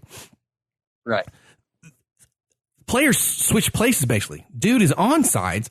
They kicked the ball to him. I did see it. You're right. He traded places basically after it had been kicked with the guy who was onsides. So if you're, I get it. I was the lineman. If you're trying to watch everything, I could see how because you saw that dude so far back and you look for the ball kicked. and then don't realize that they've switched places or they are switching places. And now that player is onsides. But this is where VAR would be awesome. I don't hate the ref for making the offsides call, but if it had no VAR, you'd have been like, God, man, that dude was on by a mile and they lost or they drew. This was VAR actually working like it's supposed to. Agreed. Not in the Liverpool match where it's a freaking armpit versus a foot, which has been whatever. So rare this year. Like it's just a real dumb. This was like, oh, this is what it's for. I get why that ref made that. I see what happened because even watching it when they did it live, I went, oh yeah, it's offsides. And I'm like, oh crap. No, it's not. That guy, they switched places and he lobbed. I thought it was awesome, Ron. He kicked that ball and lobbed it right over his back. You didn't think it was awesome? No, I mean, look, if the play was set up for that was like the lucky move that you throw at the end when you're just kind of desperate and just. Hey, here's your Star Wars quote. Obi-Wan Kenobi, in my experience, there's no such thing as luck. Well, I'm happy for him, but it's all still bullshit. Bournemouth is actually becoming quite a thorn in the side of Chelsea, considering Chelsea has only won one of the last 4 matches. I was going to say, we shouldn't be so shocked. You are absolutely right. The year Chelsea was rolling, and Bournemouth was their first year in the Premier League, and then they won that. I mean, Bournemouth tend to pick off a lot of top 6 teams. Usually it's down south, but they've done it to Liverpool. They've done it to Liverpool. They've done it to United. And it's usually at their home turf. But in the Bridge was more surprising for me. and they were able to survive the onslaught, especially like I want to say late first half of Chelsea pushing in that first half that you thought they were going to get a goal going into half, and they didn't. Yeah. And 84th, Dan Gosling. Chelsea was actually the better team throughout almost this entire match. They just happened to have one of those games where you couldn't buy a goal. You know, Tammy Abraham put this beautiful ball right onto the crossbar. Mount dragged his wide. You know, there were so many. Willian had a really beautiful curler that was just tipped wide. It was just one of those days for Chelsea where they weren't going to buy a goal. Well, as a neutral, it was a ton of fun to watch because Bournemouth did that thing of, we're just going to play wide open. And that's always what's always been great about them. They don't care who they're playing. Eddie Howe just says, no, we play like we won to get here in the first place. We play wide open. And it was a really wide open game, back and forth across the pitch. It was a ton of fun. I mean, to be honest, the game could have been 3-3, 3-2. I mean, like they were both going back and forth so much. It was a ton of fun to watch as a neutral. And it was a little, it's going to sound weird to say now, but Bournemouth's been around long enough in the Premier League to say it, a little old school Bournemouth in that first year where they were like, hey, we were bankrupt 5 years ago. Now we're in the Premier League. Put the pedal to the metal, guys. Just keep going. Don't be scared of these big clubs. And exactly. that was just it was just fun to see. It's fun to see. You know, Eddie Howe celebrating on the side, and I was trying to imagine, could he be wearing an Arsenal shirt? Could he maybe? I've been shouting. And you know, this win really helps Bournemouth. I mean, they're still in 14th place on 19 points, the -5 goal differential. But boy, those 3 points helped pull them out of 16th place. Yep, a little bit of confidence boost. You know. Yeah, so that's a really good result for them. Keeps them a little higher afloat than the relegation line. So if they can keep their form up, I think they're going to be good. And again, speaking of relegation, that's in 18th, 19th, 20th. We have Southampton, Norwich, Watford at 15 points, 12 points, 9 points. I think we're all pretty sure Watford, they are done. Norwich. Only being 3 points behind Southampton. Norwich are probably going down. They're probably going down, but they do. There's no reason to not think they don't have the possibility to scrap something together. Kind of like they could. Who's our club? But who's more likely to do that? Norwich or Villa? Probably Villa. Although I would really like to see Villa just tank. I could see Villa, but I could see it really coming down to the wire between Villa and Southampton. Villa has more talent. Like they just have more talent from front to back, which is why I think they could scrap something together. And to be clear, currently speaking, Everton is 17 points at 16th. But if they hold on to this lead at Man United, it's in the 73rd, and they're going to jump up to United are pushing 13th. So as Liverpool pulls ahead, we might be really having a very fun battle for the bottom. I don't know that even when Liverpool pulls ahead, we're going to have much of a fight at the top four because Chelsea has a little bit of a gap. Chelsea got a bit of a gap. They got to watch out for Sheffield and Man United. Who would have thought? Yeah, right. But I'm going to tell you right now, all the Uniteds. Right now, coming into Christmas, at any point you could think Sheffield United falls away. Man, if Sheffield United could hold into a top 6 spot through Christmas, that'd be cool. My God. Yeah. It's going to be tough for them. That'd be cool. Did any of us have that Leicester-ish prediction of them being in Europe? I don't think so. I don't think so. I don't think so. What a now that's a manager that they're going to have to try to hold on to, because if he manages to, let's just imagine he gets them into the Europa. Oh, Chris Wilder at the good tackle through this season. Or even he just gets knocked out in the 7th or something at the very end. Ooh, watch out. That guy. Yeah, but I don't think he leaves or goes anywhere. I mean, I think he is right for that club, and that club just works their asses off. Every time they're on here's the field. where I'll make an argument, though. It depends on what places like an Everton have. Yeah, left. I was thinking that. I was thinking that, but I at this point, why would you want to leave Sheffield United to go to Everton? I tell you, the other guy I could see Everton going for would be Eddie Howe. If the bigger clubs like quote unquote bigger, like an Arsenal, whatever. Don't. Yeah, but again, why would you want to leave Bournemouth? Well, I don't know. I mean, well, Sheffield United has Brighton Hove and Albion on the 21st of December. Then 5 days later, they have Watford. Then 3 days later, they have Manchester City. Then 4 days later, Liverpool. Then 8 days later, they have West Ham United. 3 of those are winnable games for Sheffield United. And I'm going to tell you, the Man City one. I think they could probably beat Man City. That's one to at least be competitive. Maybe try to get a draw out of. Absolutely. Yeah. Absolutely. Liverpool, you expect, you're going to. Sorry, where's the Man City and Liverpool games being played? Do you know? Hold on, please. They're both away. Okay. See, and that's a downfall for Sheffield because they play really well at home against top 6 clubs. We got the Wolves. Got a goal, just so we all know. It's 1-1 currently with Tottenham. So, I mean, that's going to be a rough one for Tottenham if they don't get 3 points out of this. But a good one for the Wolves if they can. Tottenham currently in 8th place. Man, this year.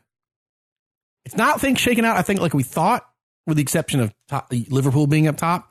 But it's interesting. There's a lot going on. I mean, we didn't talk about the Wolves. I think that might have been one of our Leicester-ish position. Ron had it, I think. Right? Yeah. Predictions was the Wolves. They've been on like a 10-game unbeaten streak. Yeah. So there's a lot of fun going on. Not so much at the tip top or the very bottom, but basically place 2nd through 19th. Very competitive. Mm-hmm. Yeah, the Wolves have won 3 of their last 5 and drew the remaining 2. Yeah. If I would take that at Arsenal, but that's why we're at 9th. Well, and actually, it's funny you say that. Nuno Espirito Santo is being linked to the Arsenal He was job. heavenly. There's a United goal. Mason Greenwood. Hell yeah. There we go. Let's go on. Kind of fun. He was subbed on for Jesse hitting the face with the ball, Lingard, and was it Daniel James that fancy points for Ferris with the cross? Sure was. Woo! Well, I guess that brings us up to the League of Roundup. Yeah, League of Roundup. It is back. If you are new to the pod or have not heard, this is a new segment, right? I guess this year that we've introduced, where it was from a nice listener feedback. We do listen to feedback forms that are submitted, and one Mr. Jason Horn submitted some feedback, and really we wanted some more Bundesliga talk to the pod, as they're over here on Fox, and a lot of good American players playing in the league. But why not cover all of, not all of but a majority of the 5 major leagues? So the Ligas Roundup, which covers the Bundesliga, La Liga, Liga, and Serie A. So a lot of U's and A's and all sorts of fun things. And it's really popular here in Beijing. Yeah. Oh, really? Yeah, Bundesliga is big. And after match week 15 is underway in the Bundesliga, Borussia Mönchengladbach and RB Leipzig are trading blows at the top of the table to see who will remain first, but have Dortmund and Munich waiting in the wings for one or both to fall, as they are chomping in the bit in 3rd and 4th respectively. That top 4 race is a blast. It is. Right, and like right now, I don't know if Borussia Mönchengladbach is playing right now or if they're playing here in a little bit, but RB Leipzig sits atop of the table, but only because Borussia Mönchengladbach haven't played their game or are currently playing, and I just haven't been able to check that score. If they win, they will go back at the top. But Munich won yesterday. I think 5 or 6-1. What was that? 1-1 in the 40s. It's against Wolfsburg. It's 1-1 in the 47th. Oh, you beat me to it, Ron. I was just pulling up the same thing. Yep. Got to draw a game right now. And then Dortmund won yesterday 4-0 away to, I don't remember. Mainz. But who? Mainz, yeah, that's right. So a really fun race in the Bundesliga. Yeah, basically your top 4. Leipzig's 33 points, Mönchengladbach at 32, Dortmund 3rd at 29, Bayern Munich at 27. Mm-hmm. And even fifth place, Schalke is sitting there at 25, Freiburg at 25. I mean, it's a tight. It is It is the complete opposite of what the Premier League is right now. They're 1 through 7th place. Only 8 points separate. Correct. And what's also fun is Robert Lewandowski has not stopped scoring this year. He has 18 goals in the league so far. And RB Leipzig's Timo Werner has 16 right on the heels. So a lot of just high-flying scoring and some fun play over there in Germany. Moving on over to Spain. Finally, this Wednesday will be the first El Clasico of the season, and we played at the Camp Nou after being pushed back due to the Catalonian political crises which has been occurring in the area. If you remember, this game was supposed to be played back in October, I think, and had been pushed back due to all of that. I'm not quite sure where that politicalness is at the moment, but nonetheless, Barca sit atop of the La Liga table, only to have Real Madrid sitting 1 point behind in second. It'll be a tight one to see who wins the 276th edition of the El Clasico.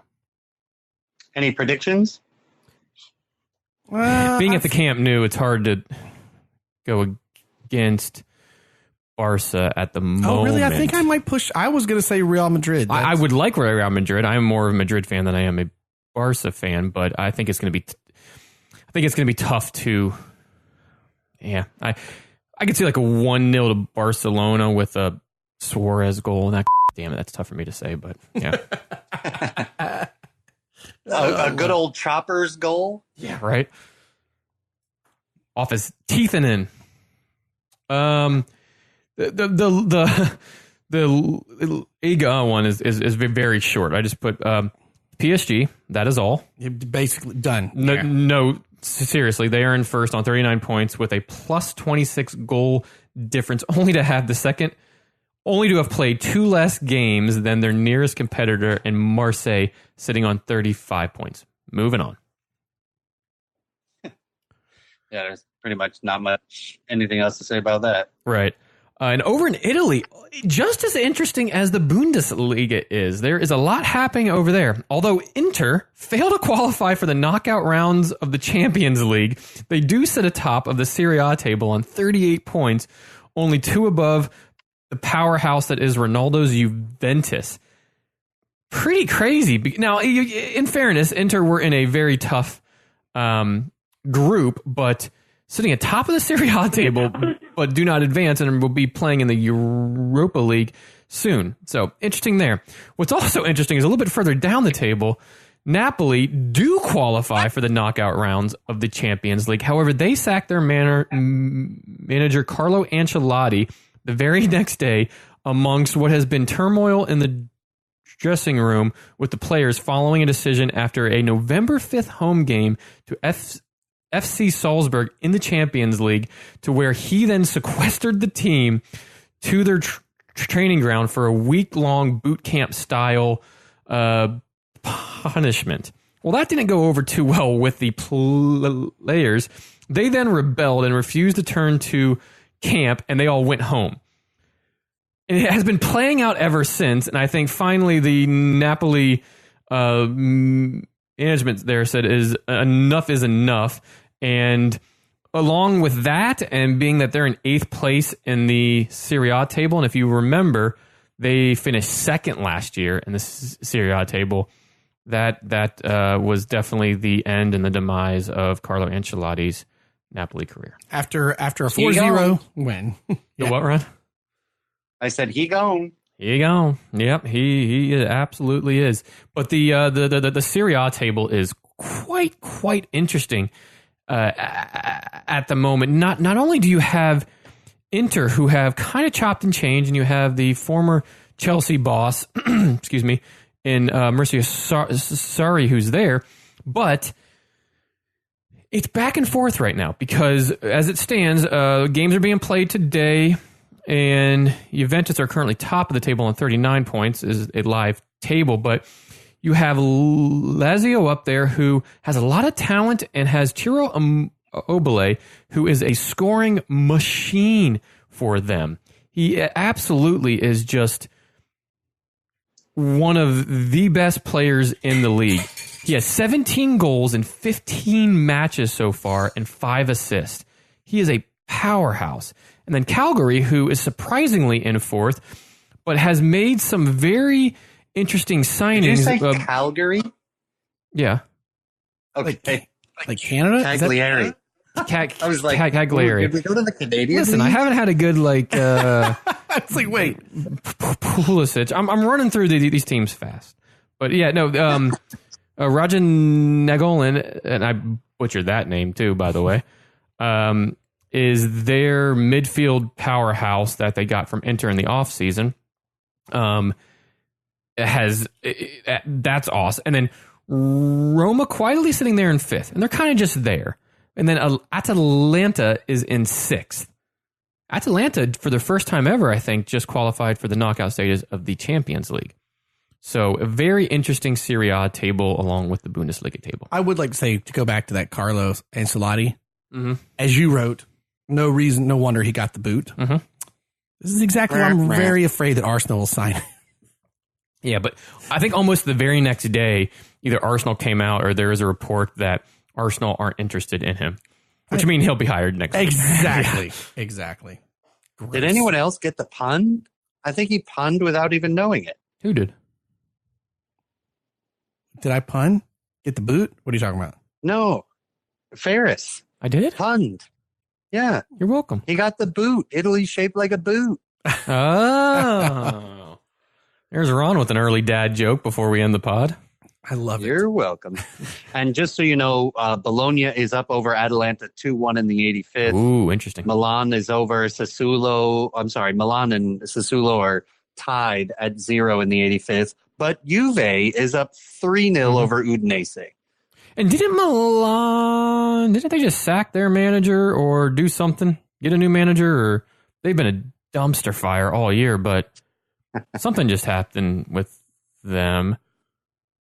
Trying to figure out what the heck that is real quick as I stall and try to find it on the old Googles. Well, right now we're still it's still a draw currently with Man United and Everton, as well as the Wolves and Tottenham. So, hey, Arsenal, they can beat Man City. You can get back in it. No, I know what it was. Gerardo Gattuso, who was the manager of AC Milan, is now the new manager of Napoli. And the manager of AC Milan is Stefano Pioli. I think that was the recent news I was thinking about. Gotcha. Does that wrap us up, gentlemen? It does. All right. It does. Well, hey, as always, follow us on all the socials, whether it's Twitter, Instagram, Facebook, especially Untapped. Especially when we learn about some Chinese craft brew right now. Ron has got it rolling. Yeah, you do. On there. I always did you like, guys see? Did you guys see I hit a new brewery called Oh Yeah? Yeah, I did, yes. A lot of people responded to it. I saw a lot of likes to the check-in. Yeah, there was. That's a pretty slick little place right down the street from where I live. And you said within a 10-minute walk, Stone Brewing is about to open a brewery near you, right? Oh, yes. That's cool. I can't imagine I feel like you need to get their hoppiest, craziest thing straight from the tap.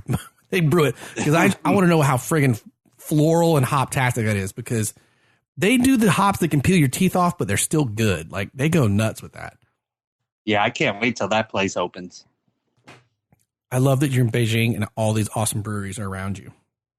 Yeah, I'll be sure to be doing an Instagram takeover on that day. Nice. So yes, so that the Instagram, the Untapped, the Facebook, the Twitters.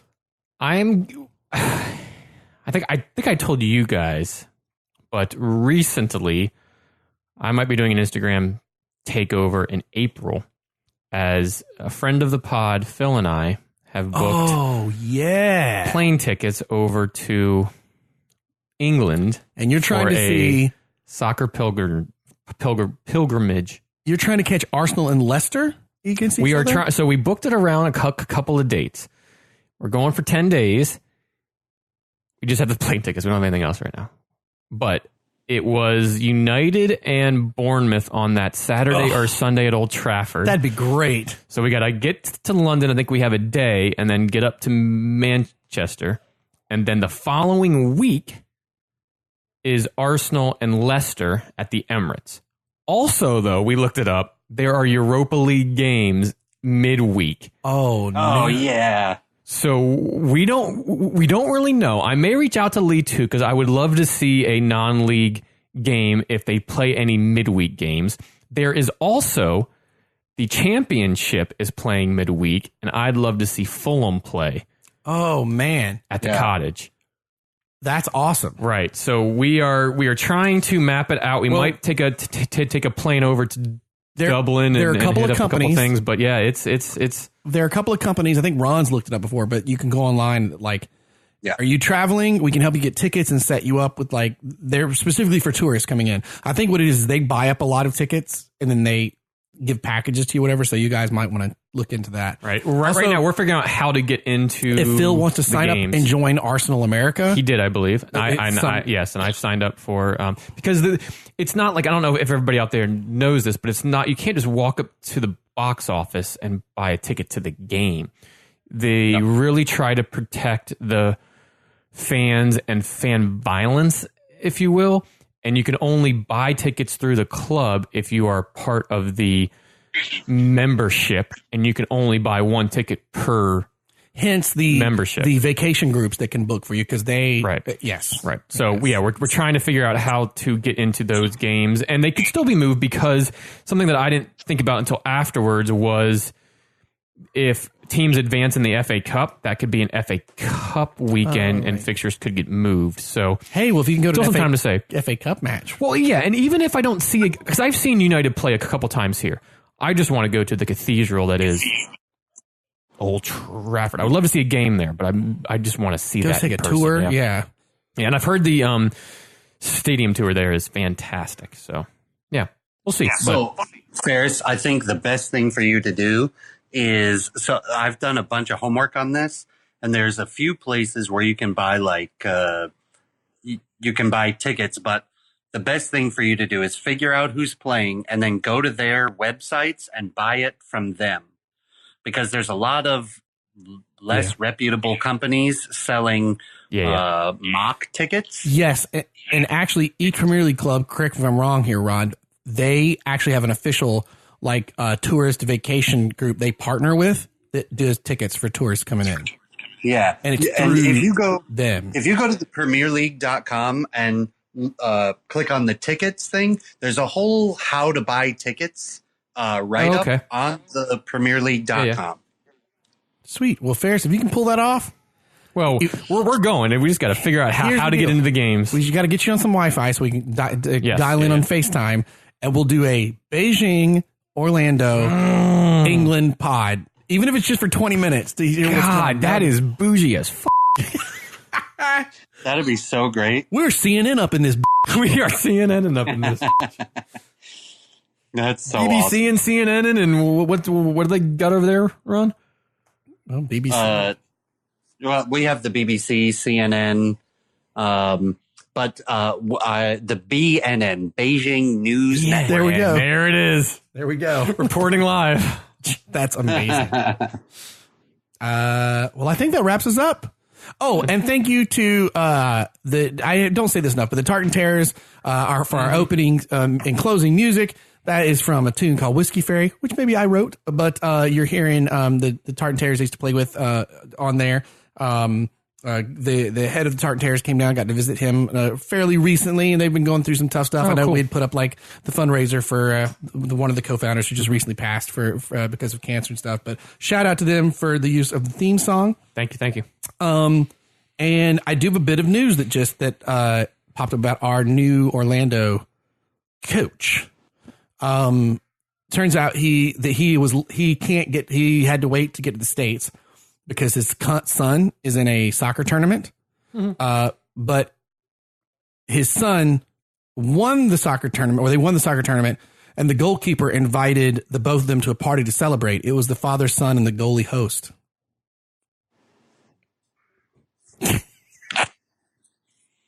Piss off.